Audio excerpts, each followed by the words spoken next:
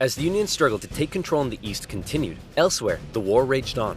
The Confederates attempted an invasion of Kentucky, hoping the state as a whole would join them, but they were pushed back. The Indian Territory saw Native American tribes ally with one side or the other in the hopes of securing rights after the war.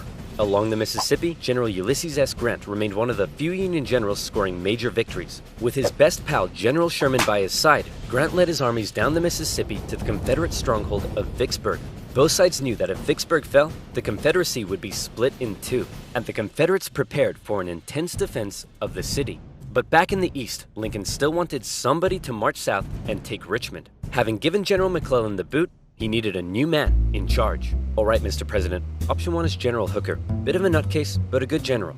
Option 2, his qualifications are his name is Burnside and he has freaking dope sideburns. Say no more. So General Burnside was put in charge of the Army of the Potomac and sent south. Lincoln hoped he finally had a general who could succeed. Burnside met General Lee at the city of Fredericksburg, where he intended to rapidly cross the river and take the city. But the Union War Department was too slow in delivering the pontoon bridges, and the two sides were forced to camp across from each other, close enough to speak. Hey Yankee, ready to get your butt kicked? Yeah, right, rebel. God is on our side. No way, God's on our side. Oh, you think so? With over 100,000 men, the Union Army finally launched their massive attack on the 11th of December. But by now, the Confederates had amassed their forces. During the battle, wave after wave of brave Union men marched headlong into a brutal Confederate onslaught.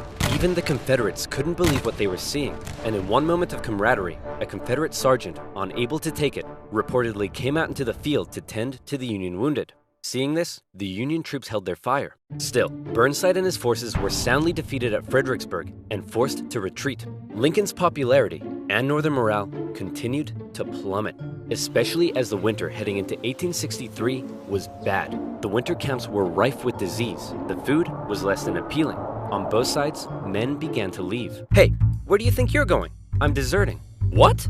Don't you love your country? Yes, I do. And I'm trying to get back to it as quick as I can. Lincoln, ever the kind and caring man he was, spent much of his time pardoning deserters' death sentences. Oh my, here's a 17-year-old boy sentenced to be hanged. Well, I'd better suspend his sentence, or he'll be suspended tomorrow. What? To try to keep the numbers up, both sides had introduced conscription. There was controversy in the North, however, since rich men could simply pay to have someone else fight on their behalf. Riots broke out in New York City, with enraged mobs furious at the idea of going to fight for slaves, an idea that many of them simply did not support. However, after so much pressure, the Union had finally begun allowing black men to enlist, and these men, knowing what they were fighting for, signed up. By the end of the war, nearly 200,000 troops, 10% of the Union Army, would be black. The valor and bravery they showed throughout, silencing critics. Okay, well that last guy was useless. Let's try this Hooker fellow. General Joseph Hooker was put in charge of the Army of the Potomac, and once again, Lincoln ordered him to move south and take Richmond. Hooker met Lee at the Battle of Chancellorsville, where Hooker had over twice the men Lee did. Lee was forced to defy all military convention and split his smaller force into two. Lee had absolutely no chance of winning, and Lee won. It was his masterpiece. Lee did suffer one significant loss during the battle, though.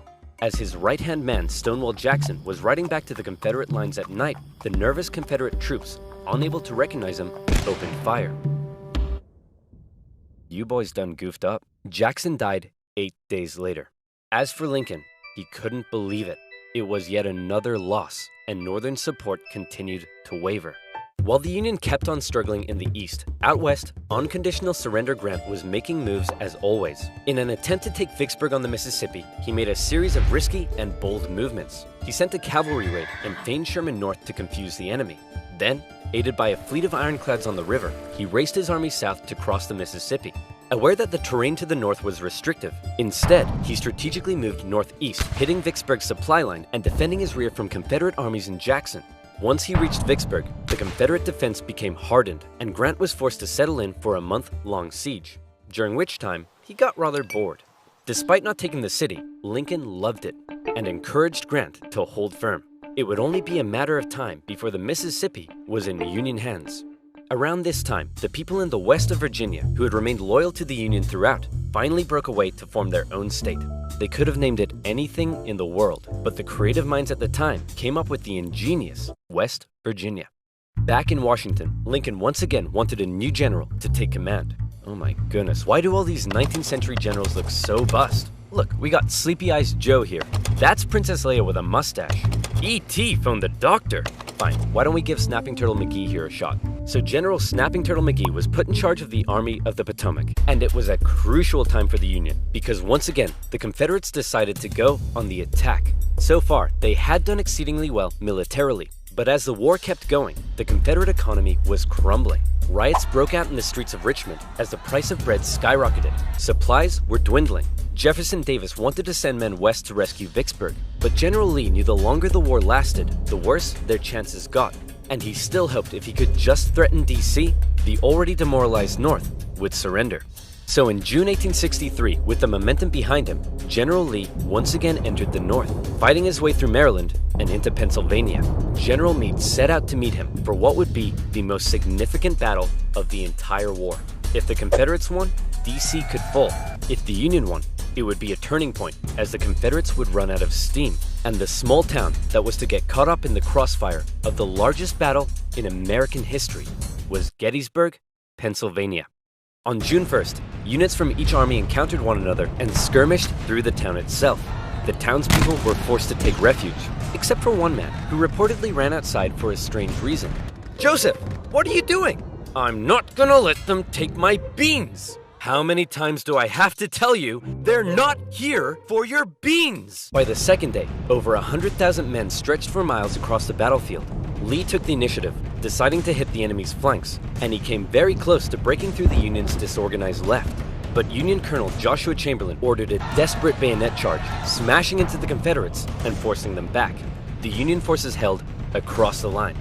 On the final day, Lee believed the Union Army had fortified its flanks, so he decided to finish them off with one massive central assault. The Confederates rushed at the Union lines during General Pickett's charge, and this time, it was the Union's turn to unleash hell. Meade had correctly guessed Lee's strategy, and the Confederates were decimated, forced to turn and flee. A devastated General Lee called out to his fleeing and wounded men, telling them it was his fault. And after holding for a counterattack that never came, he ordered a retreat back into Virginia. The North had just managed to score a massive victory, and one they desperately needed. And if that wasn't enough, in the West, after a month-long siege, Vicksburg finally fell. The North now held the Mississippi. And better yet, it was the 4th of July. With control of the Mississippi, Union forces moved into Arkansas and Tennessee. Tennessee in particular saw heavy fighting, with Union General Rosecrans masterfully pushing Braxton Bragg's Army of the Tennessee out of Tennessee. He suffered a major setback, however, at the bloody Battle of Chickamauga, and ended up under a Confederate siege at Chattanooga. At one point during the siege, a temporary truce was declared so that wounded men could be recovered. And often in the Civil War, during these small truces, men from both sides would meet in the middle to trade things like tobacco, coffee. Now where was I? Oh yeah, Vicksburg, 4th of July, and the Siege of Chattanooga. Thankfully, General Grant, now in charge of all Western Union armies, showed up and karate-kicked Bragg right back into Georgia. Like this. With Sherman and Hooker, Grant took on Confederate positions in the mountains around the city, including the famous battle above the clouds and Mission Ridge. Grant continued to be Lincoln's #1 guy. With these victories, Lincoln hoped the war was finally turning. Back in Gettysburg, the entire town had been turned into a hospital to care for the scores of wounded men. Throughout the war, on both sides, women such as Clara Barton rose to the occasion, doing crucial work on the home front and volunteering as nurses. For those who had given their lives, a new national cemetery was to be established at Gettysburg, and Abraham Lincoln traveled out to attend the opening ceremony. At the event, the main speaker spoke for 2 hours. Then, Abraham Lincoln was called forward to give some brief, appropriate remarks. In just 2 minutes, he masterfully and poignantly iterated America's national purpose and the need to continue the fight. The Gettysburg Address would become one of the most famous speeches in American history. While they were now making progress, the North still couldn't find a decisive victory in the East. And that was bad news for Lincoln, because his presidency was now in its 4th year. In 1864, there was an election coming. The Confederates knew this too, and with little hope left of being able to threaten the North militarily, they believed their last shot at victory may be in the election, since Lincoln, emancipation, and the war itself weren't exactly popular. People in the North were sick of war and wanted to put it behind them. Robert E. Lee hoped that if he could just hold out and continue to inflict more defeats, The people of the North would vote Lincoln out and replace him with a Southern sympathizer who may be willing to negotiate. Lincoln knew now he desperately needed a victory. Now, I know what you're thinking, but oversimplified. If Lincoln loves General Grant so much, then why doesn't he put him in charge of the campaign in the East? Well, guess what, loyal subscriber? You've hit the nail on the head. You're bold, Grant. I'll grant you that. I'm promoting you to General-in-Chief, and I ain't taking you for granted. Now I want you to go defeat Lee. Grant me my wish. Please stop. So Grant was put in charge, and he came up with a new plan. He wanted to press the Confederates on all fronts, with General Banks to capture Mobile, Alabama, General Sherman moving south to Atlanta, and Grant joining the Army of the Potomac as they advanced through Virginia. In May 1864, that plan went into action. Sherman steadily advanced on Atlanta, facing off against the smaller Confederate army under General Joseph E. Johnston. In addition, a cruel yet highly skilled cavalry general and winner of the funniest Confederate statue award, Nathan Bedford Forrest, was also nearby, doing his best to threaten Sherman's advance. But in a series of battles, Sherman dominated and pushed Johnson back to the city. But he was held just outside of Atlanta itself and was forced to lay siege. Meanwhile, the main show was happening to the east in Virginia. The Union's top general was finally about to face off against the Confederacies. Lincoln hoped Grant would bring something new to the Eastern Theater, and bring something new he did. As Grant began moving south, Lee still regularly outmaneuvered him and inflicted heavy casualties, hoping to demoralize the North as much as he could. But here's what set Grant apart from others. He knew Lee was running out of men and that the North by comparison had plenty. Grant would throw his forces at Lee, and even when Lee repelled them, Grant, rather than pulling back, would give the order to keep moving forward and flank Lee, again and again. In under 6 weeks, 80,000 men would be killed, wounded, or missing. In D.C., Grant was criticized for being a butcher. At the Battle of the Wilderness, the Union casualties were so heavy that Grant reportedly began to weep. But still, Grant could replace his losses. Lee couldn't, and he was being pushed all the way back to Richmond. Lee knew once he got there, he'd be under siege. Then, it would only be a matter of time. Close to Richmond, Grant again suffered horrific casualties in a miscalculated assault at Cold Harbor. Then, trying to be a tricksy trickster, instead of moving on Richmond directly, Grant moved towards Petersburg to flank the Confederate capital and cut its supply line. But, just like Sherman, Grant was halted outside of the city, and he too was forced to settle in for a siege. 2 identical sieges would not be good enough for Lincoln's re-election. The people of the North saw the casualties Grant had been taking, and they weren't happy. To make matters worse, Lee had sent Jubal Early north to threaten D.C., with the hope of forcing Grant to withdraw troops from Richmond. Early was repelled on the outskirts of the city, with President Lincoln even attending as an observer, but the North had been given a fright. So with the war currently in a stalemate, who was to be Lincoln's opponent in the critical 1864 election? Who would the Democrats choose? Guess what, baby? I'm back. That's right. General George B. McClellan would run for president against Abraham Lincoln. My fellow countrymen, if you elect me, I, the great General George McClellan, will fearlessly and valiantly win the war. Unlike this, many Democrats, however, including McClellan's running mate, wanted to end the war. So it's possible McClellan may have ended up fearlessly and valiantly making peace with the Confederates, which is exactly what they were hoping for. With the war in a stalemate and Lincoln still not popular, it looked like McClellan would win, and the Confederacy may have a chance at surviving after all. Lincoln himself said that without some kind of major victory, it seemed exceedingly probable that this administration will not be re-elected. Well, fret not, Abe, because if it's a major victory you want, it's a major victory you'll get.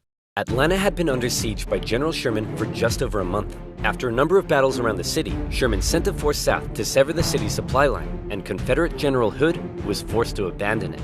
Atlanta, one of the Confederacy's most important cities, had fallen into Union hands. For many, it was clear that the Confederacy's defeat was now inevitable, and the war would soon be over. When the final results came in, Lincoln had won with an electoral college landslide, with the troops in particular voting overwhelmingly for Lincoln, which must have been touching for their commander-in-chief.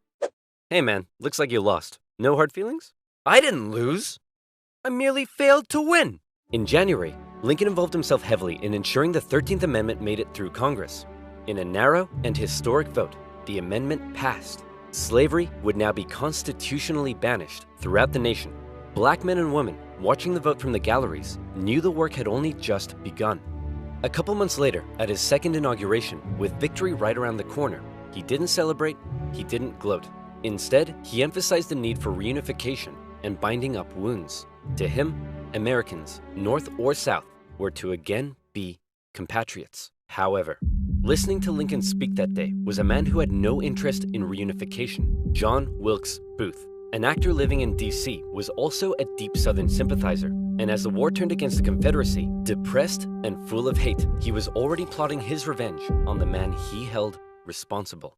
With further Confederate losses, it was pretty clear at this point who would win. But still, Jefferson Davis showed no sign of giving in. The North were frustrated to see the conflict being dragged out. Why waste more lives? In Atlanta, General Sherman believed he had the key to forcing the Confederacy's hand.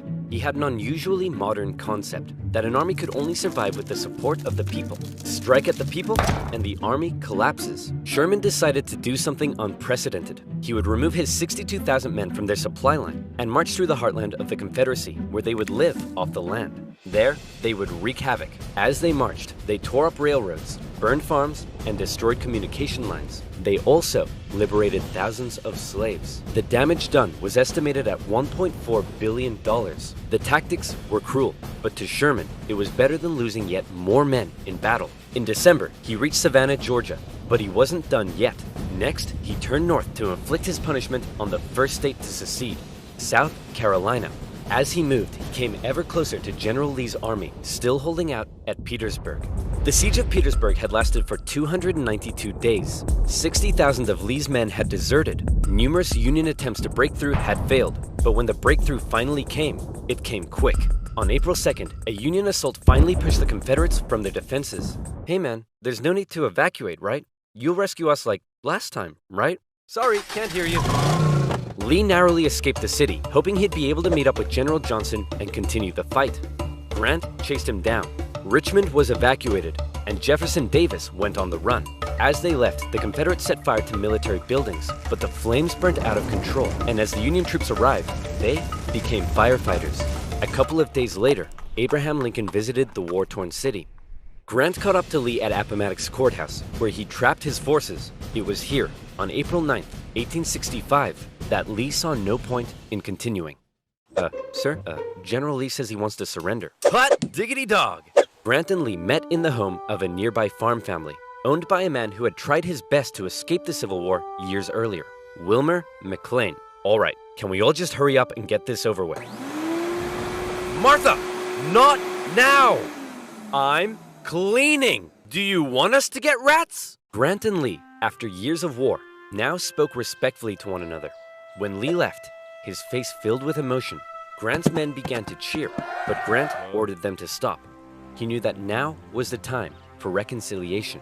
Just over 2 weeks later, General Johnson would surrender to Sherman, ending the war for 89,000 Confederate soldiers in the largest surrender of the war. Not every Confederate state had surrendered, but the war was as good as over. Across the North, church bells rang out and celebrations erupted. In Washington, Lincoln gave a speech from the White House to a jubilant crowd, in which, among various things, he expressed his support for black voting rights. Lincoln had seen the nation through its deepest crisis. The presidency had visibly aged him. He had lost over 20 pounds. He said sometimes, "I think I am the tiredest man on earth." I'm not sure tiredest is a word, but geez, the man's exhausted. Cut him some slack. On a carriage ride with Mary, Lincoln clearly was looking forward to being a president in a time of peace. He was apparently very cheerful, surprising his wife, and he told her that between the war and the loss of their son, they'd both been very miserable. Now, it was time to be happy. On the evening of April 14th, Lincoln attended a play with his wife and some friends at Ford's Theater. It was a comedy, and the president appeared to be enjoying it very much. In a nearby bar, John Wilkes Booth swallowed 2 glasses of brandy. He slipped quietly into the president's booth and awaited for the audience's laughter to rise. The president was shot in the back of the head. Booth fled the city. Soldiers carried Lincoln to a boarding house across the street. There, doctors declared there was nothing they could do. Surrounded by his heartbroken wife, son, and members of cabinet, at 7:22 the next morning, President Lincoln passed away. Never before had a president been murdered. A shocked nation mourned as a 12-day funeral procession carried Lincoln back to his home in Springfield, Illinois. On April 26th, Union cavalry found John Wilkes Booth in a barn in Virginia, where he was shot. Not long after, Confederate President Jefferson Davis was also tracked down and arrested. Imprisoned for 2 years, he was eventually released. The North didn't want to put him on trial for fear the jury may rule that Southern secession had in fact been legal. To ensure reconciliation, other Confederate generals and politicians were allowed to re-enter life in the now restored Union. Scattered fighting continued into May, when the last Confederate forces in Texas disintegrated. The Southern states came under Northern military occupation to prevent any further rebellion, and a very difficult era of Reconstruction began. Over 3 million Americans had fought, brother against brother. The Civil War remains the bloodiest conflict in U.S. history, but the Union had been preserved. You could say the real winners were those who were to never again be slaves. Further amendments passed by Congress gave Black individuals the right to citizenship and to vote. Significant progress had been made. However, entering into the 20th century, it was clear the fight for equality would continue. In modern America, the man who fought to preserve the nation and never gave up in the darkest of times stands as a symbol of honesty, empathy, humility, perseverance, and courage. A continuous reminder of what has forged America and what it should ever strive to be.